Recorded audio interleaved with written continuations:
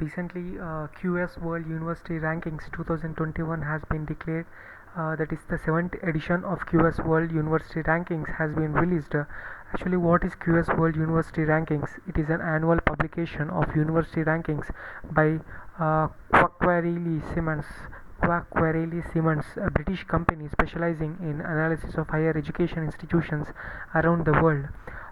This company is specialize and survey the universities according to its indicators, and every edition it releases the university rankings. So previously it was called Times Higher Education QS World University Rankings. The name changed since in 2010 it changed to QS World University Rankings. It is the only international ranking to have received the approval of International Ranking Expert Group.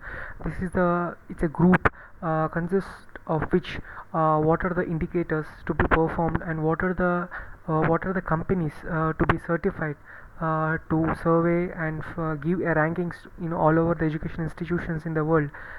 This determines and gives the qualification, or what we call a permission to declare the rankings.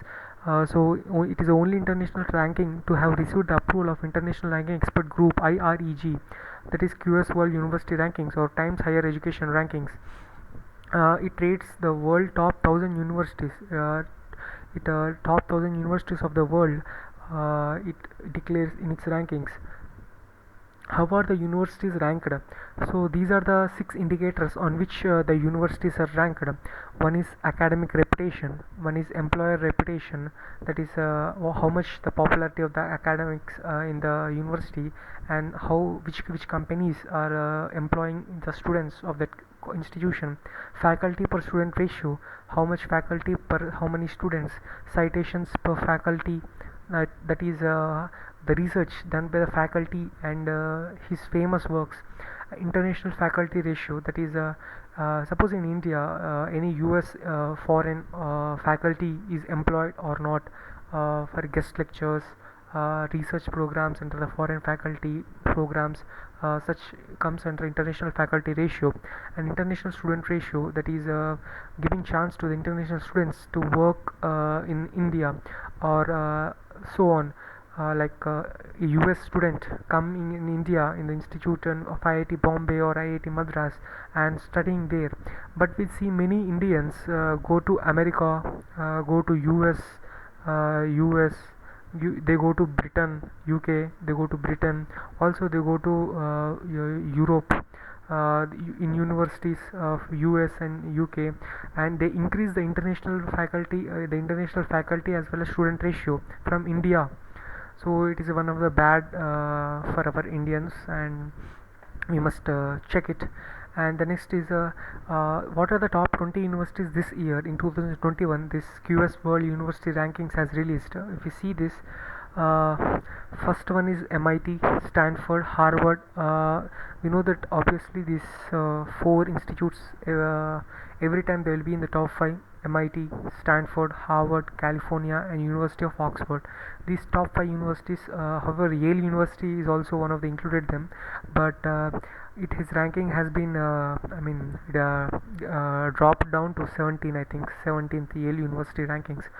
So what about the Indian universities? You can't see none of the Indian universities in the top 20. But what is the status of Indian universities? The performance of Indian universities, like top 3 in top 200. IIT Bombay 172, IIT Bangalore 185, IIT Delhi 193 as rankings. In total, in top 1000, 21 institutes have been included.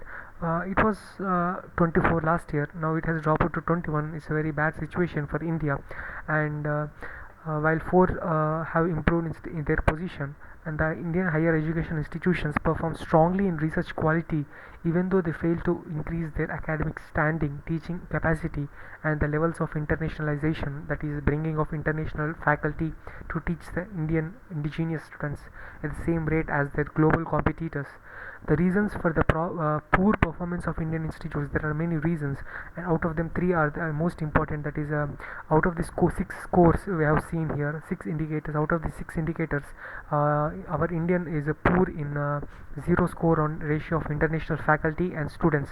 That is very poor performance of bringing the international faculty in teaching of Indian institutes, or making the Indian students advantageous, or giving incentives to the foreign students to have take up a course or a degree in our Indian institutes.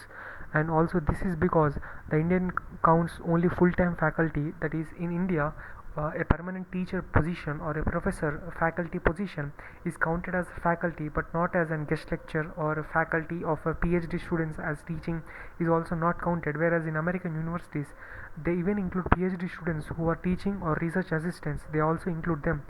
So what should India do now? The government should have already formed a committee on how we can improve the perception of premier Indian institutes abroad.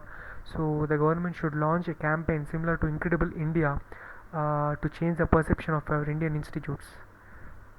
Thank you.